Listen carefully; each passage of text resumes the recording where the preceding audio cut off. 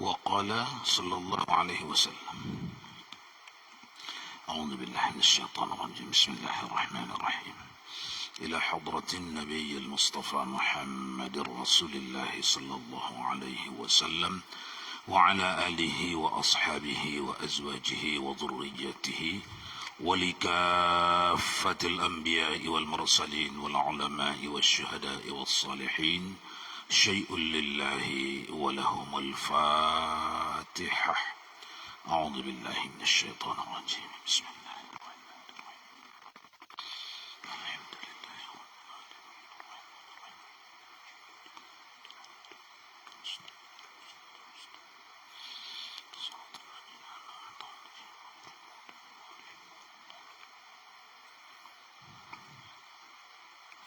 فقال المؤلف رحمه الله تعالى وأدم نفعنا بعلومه في الدارين آمين. Tuan-tuan, halaman 30 di bawah. Wa qala sallallahu alaihi wasallam man intaqala liyata'allama ilman ghafara lahu qabla an yahutu. Sabda Nabi sallallahu alaihi wasallam, barang siapa pindah, maksudnya pergi, intaqala bisa pergi lama, bisa pergi sebentar, bisa pergi jauh, bisa pergi dekat.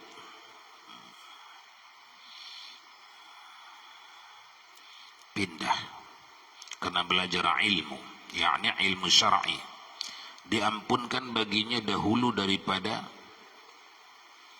bahwa melangkah ia daripada tempatnya, yakni jika dikehendaki dengan belajar itu bagi wajhullah ta'ala. Jadi orang yang pergi belajar menuntut ilmu, melangkahlah dia dari rumahnya, sebelum lagi sampai langkahnya, satu langkah pertama sudah diampuni dosanya. Itu maksud hadis.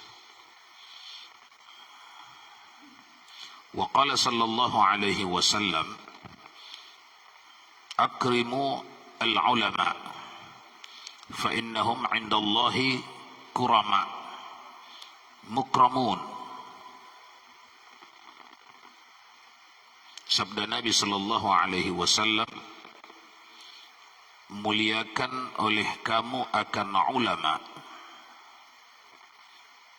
maka bahwasanya mereka itu pada Allah Ta'ala kemuliaan,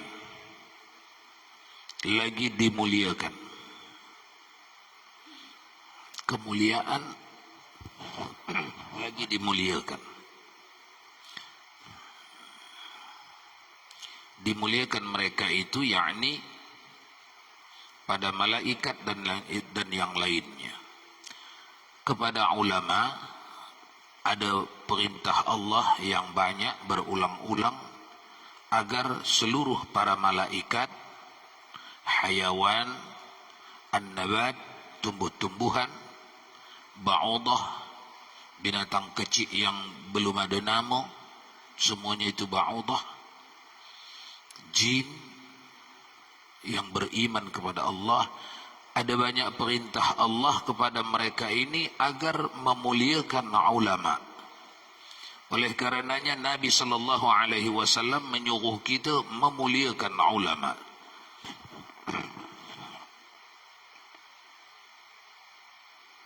Dan riwayat daripada Abi Hurairah.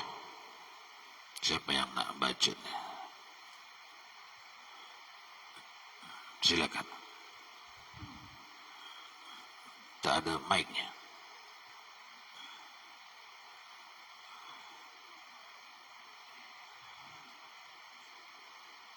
Nah, dari Ustaz Abdul Salam, tafadhal. Oh, kacamata tinggal. Tak apa, Ustaz yang di sebelahnya saja.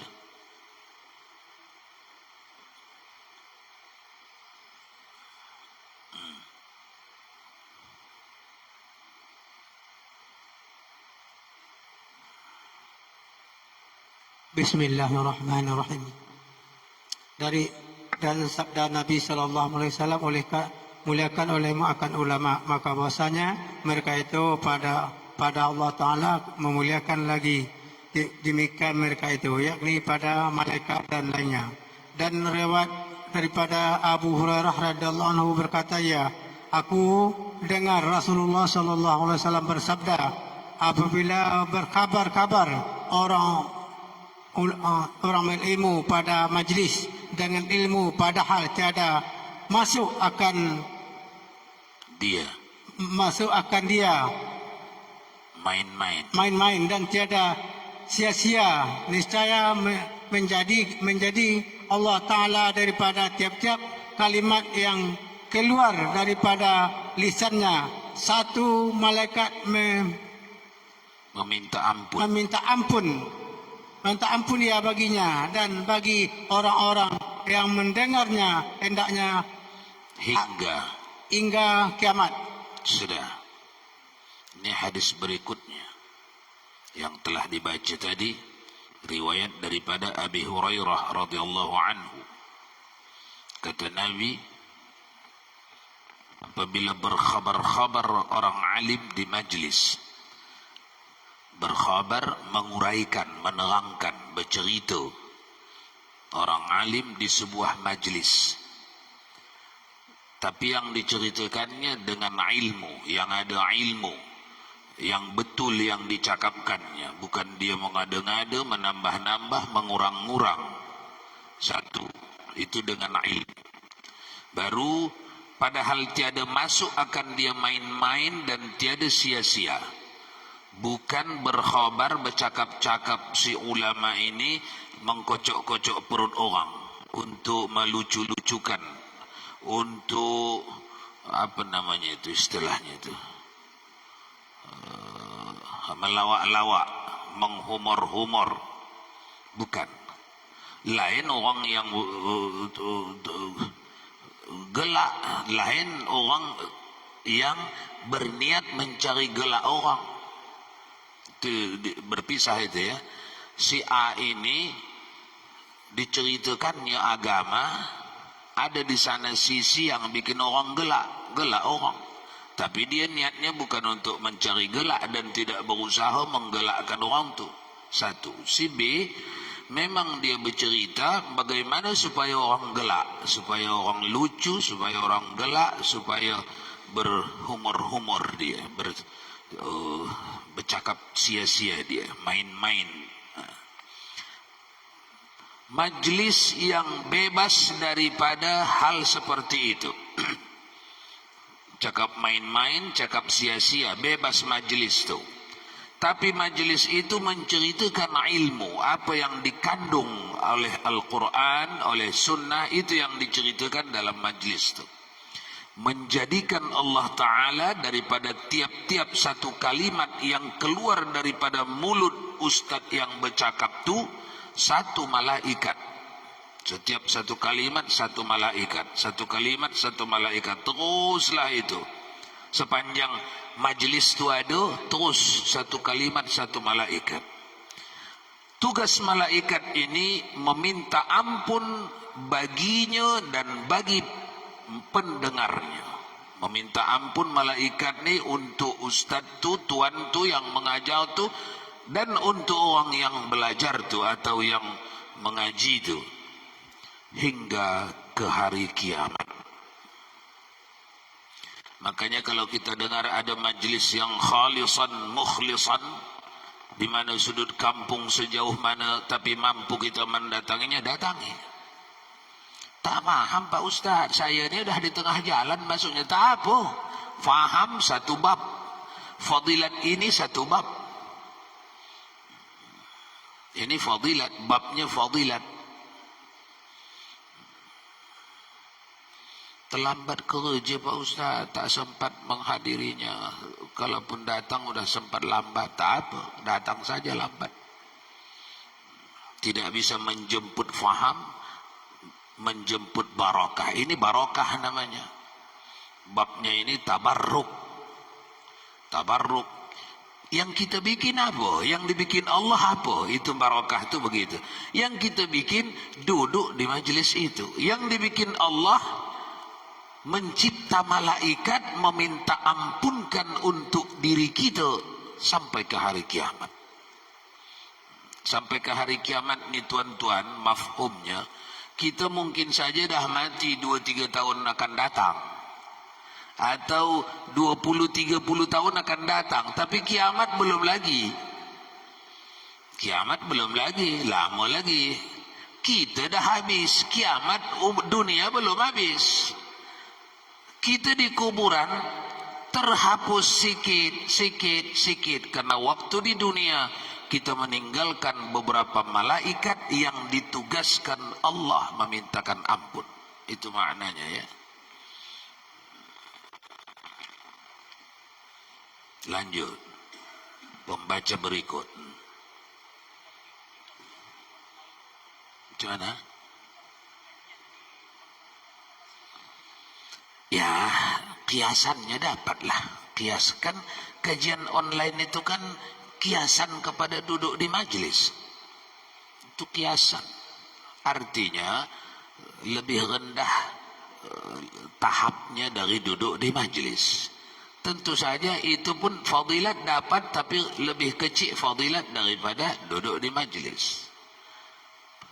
Padahal kita yakin majlis itu majlis yang diridai Allah, majlis ulama saleh, para awliya, tapi kita tak bisa datang situ. Kita bisa di online. Dapat fadilat tak? Dapat, tapi tak sebesar yang hadir lah, tapi dapat. Itu maknanya kita punya konsep hukum Quran, hadis, ijma', qiyas. Masa tak bisa dikiaskan itu? Yang lain bisa dikiaskan. Wala taqul lahuma uff, jangan kau kata ah. Itu dikiaskan kepada memukul, mencuri hartanya dan seterusnya. Lanjut. Bismillahirrahmanirrahim. Dan sabda Nabi SAW, barang siapa menilik kepada muka orang alim satu tilik, maka suka ia dengan tilik itu, niscaya menjadikan Allah Ta'ala dengan daripada demikian tilik itu akan malaikat meminta ampun ia baginya hingga hari kiamat. Ya, ini tak bisa online ini ya. Ini harus offline. Tapi dalam makna pertama, dalam makna qiyas bisa. Barang siapa menilik, memandang wajah ulama, satu kali pandangan itu dijadikan Allah untuk dia malaikat yang bertugas meminta ampun malaikat itu sampai ke hari kiamat. Dia tak bisa pergi hendak menilik, ditiliknya lah lewat handphone. Itulah yang dia mampu. Tentu saja qiyas. Ya. Qiyas. Jadi hingga hari kiamat tuan-tuan sama ihwalnya dengan yang tadi.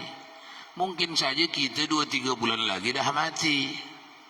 Tapi ada lagi yang mengalir dari perbuatan amal soleh kita di dunia ini. Apa itu?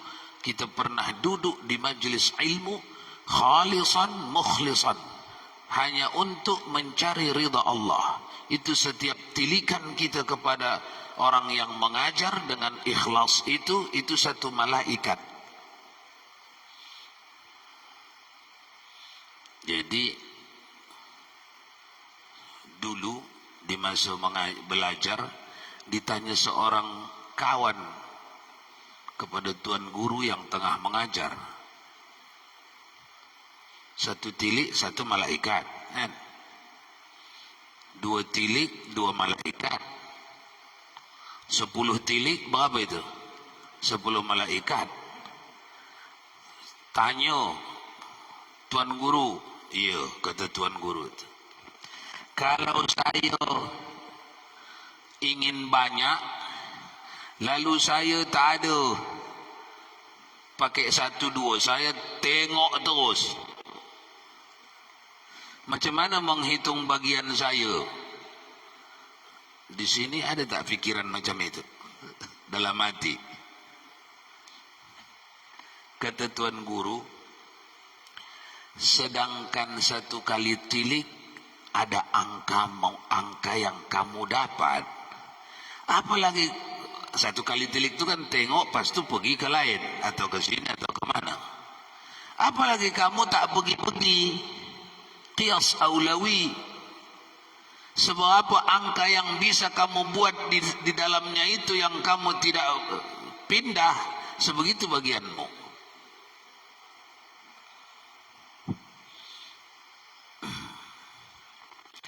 Apakah hadis ini Nabi sedang menyuruh pelajar harus menengok muka guru yang mengajar on time, selamanya? Jangan tengok buku, jangan tengok pensel, jangan tengok apa. Tidak juga itu tujuannya.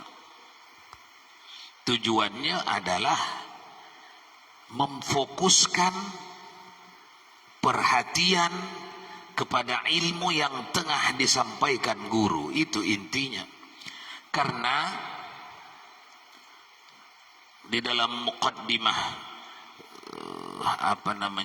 Imam As-Suyuti ada menulis kitab Jam'iyatud Dirar. Dikumpulkannya hadis Nabi yang menceritakan metode atau cara memindahkan ilmu. Jadi hakikatnya ilmu itu nur, itu akan pindah dari hati seorang ke hati orang lain. Kata Imam As-Suyuti, pindahnya macam mana? Lewat pandangan, pendengaran, perasaan. Pindah ilmu itu. Makanya perlu menengok muka. Sehingga ketika Imam Asy-Syafi'i menulis kitab fikih, dikeluarkannya fatwa, wanita yang tak boleh ditengok mukanya karena dia bukan muhrim kita, dalam ketika menuntun ilmu, mengajar atau belajar, boleh ditengok mukanya.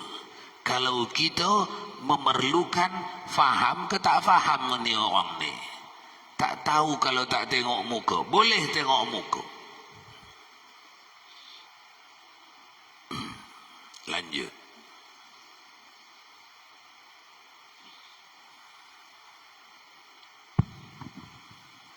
Bismillahirrahmanirrahim. Sabda Nabi sallallahu alaihi wasallam, barang siapa memuliakan orang alim maka sungguhnya memulia ia akan dikau, dan barang siapa memuliakan akan dikau maka sesungguhnya bukan dikau, daku. Kata Nabi, siapa memuliakan orang alim, memuliakan dia akan daku. Jangan dikau, akan daku. Sabda Nabi sallallahu alaihi wasallam, barang siapa memuliakan orang alim maka sesungguhnya memuliakan ia akan daku, dan barang siapa memuliakan ia akan daku maka sesungguhnya memuliakan akan Allah Ta'ala, dan barang siapa memuliakan akan Allah maka tempatnya surga. Wa qala Allah sallallahu alaihi wasallam. Sudah, itu hadis yang berikutnya.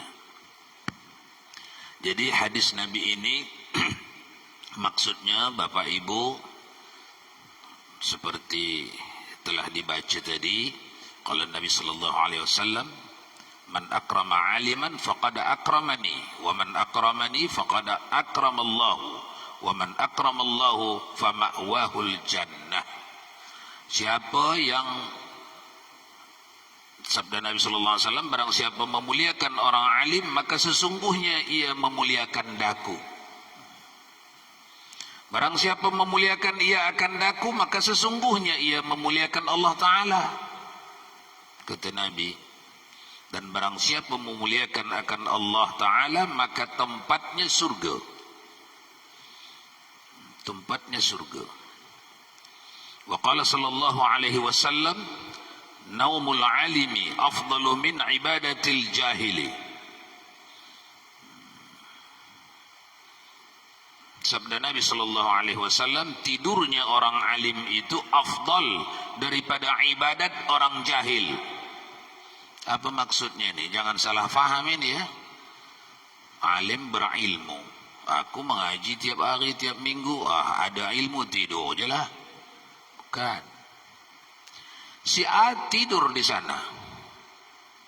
Si B salat di sini, umpama salat atau puasa atau zakat atau haji. Si B beribadat. Si A tidur. Dapat pahala tak orang ni dari ibadatnya? Dapat. Tapi kecil. Orang ni tak beribadat, tidur. Dapat pahala tak orang ni dari tidurnya? Dapat. Seberapa besar? Tak tahu, terserah ilmunya. Kalau dia tadi waktu hendak tidur, dia sudah menyerahkan dirinya kepada Allah, dia sudah mendoakan orang beriman, maka semua ibadat orang yang tengah beribadat selama dia tidur tu, dia dapat sebesar itu tanpa dikurangi untuk mereka. Mana lebih besar dari orang yang tengah beribadat? Nah, itu maksudnya. Jadi tidurnya itu pun bukan tidur maksiat. Dah dekat-dekat asar tidur dia sehingga terlambat asarnya, bukan tidur itu. Tidur di dalam tempat yang diizinkan tidur. Lanjut.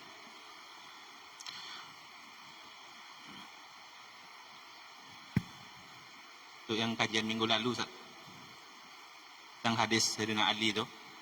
Ketika Nabi katakan kalau Sayyidina Ali ini pintu ilmu, akan didengar oleh orang Khawarij dan berkumpul 10 orang yang pembesarnya. Nah, di ujungnya itu mereka masuk Islam setelah mendengar itu. Jadi maknanya Khawarij ini ada sebelum Islam lagi, Ustaz. Ya, Khawarij ini bukan ada sebelum Islam. Orang Islam tu ada yang Khawarij.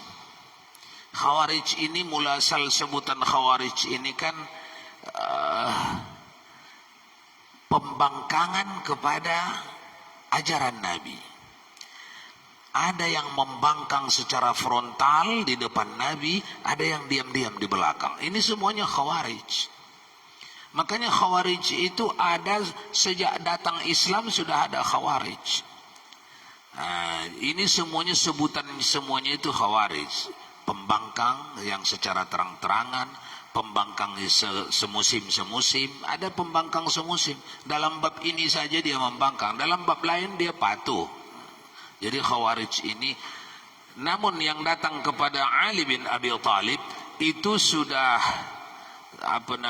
sudah mulai muncul, sudah mulai terkoordinir, sudah mulai dikenali masyarakat. Pembesar-pembesar Khawarij sudah mulai dikenal masyarakat di saat datang kepada Ali bin Abi Thalib. Ini umumnya pembesar Yahudi mereka ini, yang mereka masuk Islam. Tadinya mereka adalah orang-orang berilmu di kalangan Yahudi, pemimpin-pemimpin di kalangan Yahudi, Bani Qainuqa. Baik, lanjut.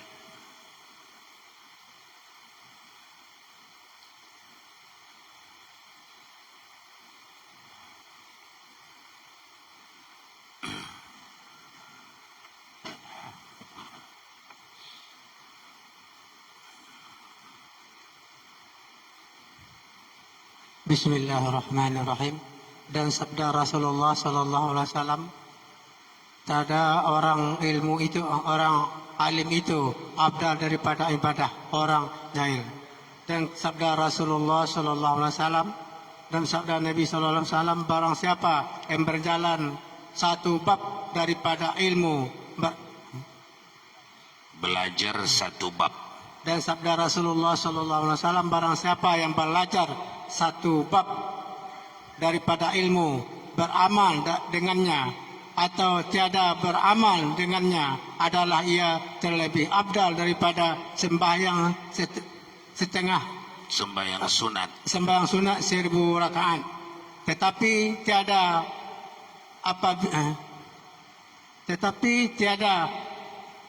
tak dapat tiada bagi hamba itu daripada beramal dengannya ilmunya, karena banyak hadis yang menjalankan mencelakan orang akan ulama, orang yang tiada beramal dengan ulama ilmunya. Seperti riwayat daripada sabda Nabi SAW, Umar bin Khattab radhiyallahu anhu berkata, ya, aku dengan Rasulullah SAW bersabda bahwasanya orang alim apabila tiada beramal dengan ilmunya, melaknat akan dia oleh ilmunya di dalam rongganya dan melaknat akan dia oleh tiap-tiap sesuatu yang tiada atasnya, menjadi naik atasnya naik atasnya matahari, naik atasnya matahari dan menyuruh malaikat hafazah daripada tiap hari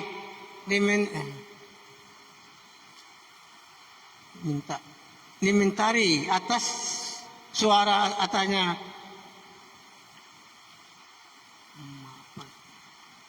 hamba yang putus asa daripada rahmat Allah. Hamba yang putus asa daripada rahmat Allah, ya hamba Allah yang menyia-siakan segala hak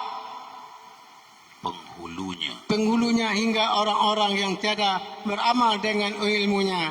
Atas engkau laknat Allah, maka apabila mati ia dicabut Allah akan rohnya atas ketiadaan syahadat dan haramkan mati atas beriman. A'azanallah min zalik. Dah, sampai situ dulu. Sabda Nabi SAW yang dah dibacakan tadi, yaitulah dia, man ta'allama baban minal ilmi ya'malu bihi aw lam ya'mal bihi kana afdalu min an yusalli alfa raka'atin tatawwu'an. Siapa yang menuntut ilmu ikhlas karena Allah, itu janjinya, ya, satu bab saja dituntutnya daripada ilmu, maksudnya satu chapter, satu ketika, satu ronde pergi kepada menuntut ilmu, niatnya ikhlas mencari ridha Allah. Lalu apa yang dia tuntut itu diamalkannya atau belum lagi diamalkannya, hanya cita-cita hendak mengamalkan tapi belum jadi-jadi diamalkan. Misal belajar dia menuntut ilmu tentang fadilat puasa Senin Kamis, dia ingin mengamalkan tapi belum jadi-jadi diamalkan. Itu maksud daripada aulam ya'mal bih. Kana afdalu min an yusalli alfa raka'atin tatawwu'an. Itu ilmu yang sudah dia dapat tu hanya bau cita-cita lagi mengamalkannya, belum sempat pun diamalkannya, itu lebih besar pahalanya dari salat sunat 1000 rakaat. Salat sunat 1000 rakaat. Tapi di bawah yang dibaca yang panjang tadi, jangan tidak ada niat untuk mengamalkannya, satu. Yang kedua, kalau sudah ada kemampuan, jangan hanya niat saja. Dua. Itu setiap satu bab ilmunya lebih besar pahalanya daripada salat sunat 1000 rakaat. Kenapa demikian? Bacaan tadi di bahagian penghujung, karena banyaknya hadis-hadis yang mengingatkan kepada orang yang berilmu tapi tak dipakainya ilmunya. Banyaknya celaan kepada orang yang dah tahu tentang hukum Allah tapi yang dijalaninya, yang diambilnya hukum yang lain. Itu banyak sekali celaannya. Bahkan sampai ke tingkat su'ul khatimah. Sampai ke tingkat su'ul khatimah. Oleh karenanya sentiasa kita berdoa, memohon kepada Allah supaya tidak ditakdirkan Allah kita orang yang tahu tentang sesuatu perkara itu tapi tak berjalan di situ. Tahu suatu perkara itu ini suruh atau ini larang tapi tak berjalan kita di situ. Itu dikhawatirkan su'ul khatimah. Lanjut.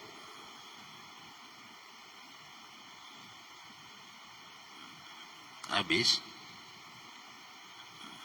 Silakan.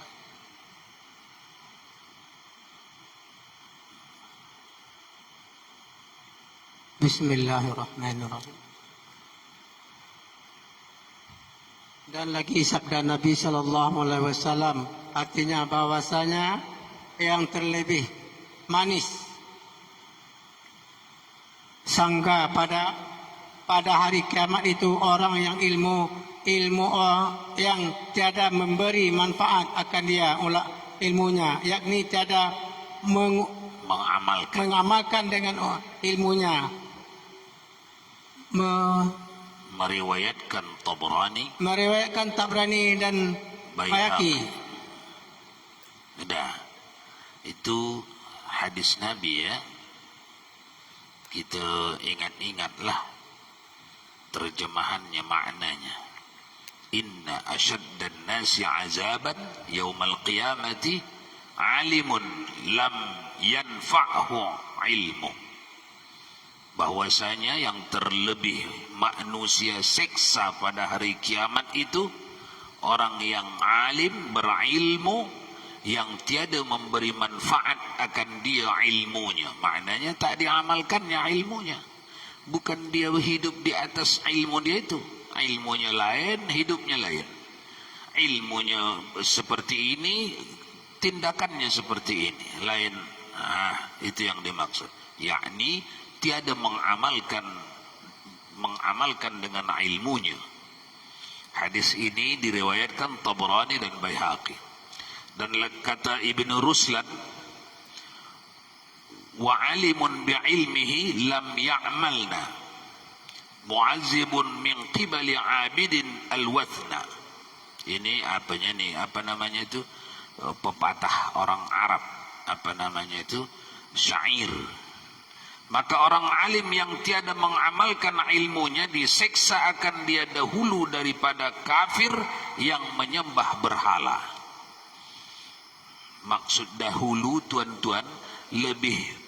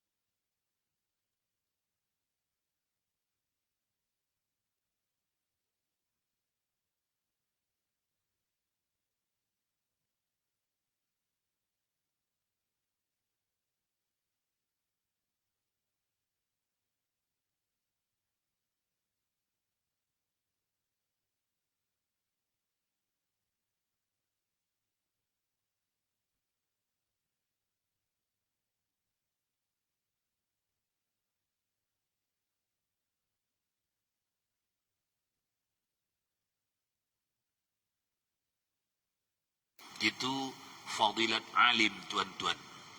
Maka kalau kita dengar datang orang alim ke negeri kita, ke kampung kita, bergegas, ambil fadilat. Seolah-olah Allah membuka, kalau datang orang alim ke kampung kita, ke negeri kita, seolah-olah Allah tengah membuka peluang yang kita bisa melipat gandakan amal soleh. Dengan mendatanginya, dengan sekedudukannya, dengan musafahahnya, dengan berjabat tangannya, Allah membuka peluang kita untuk menggandakan amal soleh. Itu maksud. Daripada Abu Hurairah radhiyallahu anhu berkata ia, apa itu? Aku dengar Rasulullah sallallahu alaihi wasallam bersabda, barang siapa ziarah akan orang alim, aku dhaman baginya. Dhaman jaminan maksudnya. Garanti. Aku garanti. Aku dhaman baginya atas Allah Ta'ala akan surga. Aku yang menjaminnya, tak dituntut Allah orang tu. Banyak pun urusannya, dosanya, kesalahannya, akulah mengurusnya. Aku jaminannya. Itu maksudnya ya. Apa tadi kerja orang tu? Barang siapa ziarah orang alim, aku dhaman baginya atas Allah akan surga. Urusan dia tu besok masuk surga, akulah mengurusnya. Nah, itu kata Nabi. Satu. Dan daripada Sayyidina Ali bin Abi Talib bahwasanya berkata ia, bersabda Rasulullah sallallahu alaihi wasallam, barang siapa ziarah akan orang alim, yakni kuburnya, dah mati pun. Si alim tadi dah mati. Dikejarnya ke kuburnya, dah mati. Kemudian membaca ia di sisinya akan satu ayat daripada kitab Allah. Apa yang sempatlah, dah sampai di kuburan itu apa yang sempat? Qul huwallah kah, falak bin nas kah, Fatihah, daripada ayat Al-Quran, kitab Allah. Niscaya memberi akan dia oleh Allah Ta'ala sebilang-bilang langkahnya satu mahligai di dalam surga. Berapa langkah tadi dari rumah awak ke tempat kuburan orang soleh itu? Satu langkah, satu mahligai. Apa itu mahligai? Hah? Istana. Sudah ada mahligai awak? Sudah bangun istana belum? Kalau rumah biasa tuan-tuan tak dipanggil mahligai itu. Dah dipanggil itu mahligai. Rumah biasa. Oh, rumah berapa istilahnya itu? 86 apa? 36, rumah 36, rumah di atas itu ada lagi.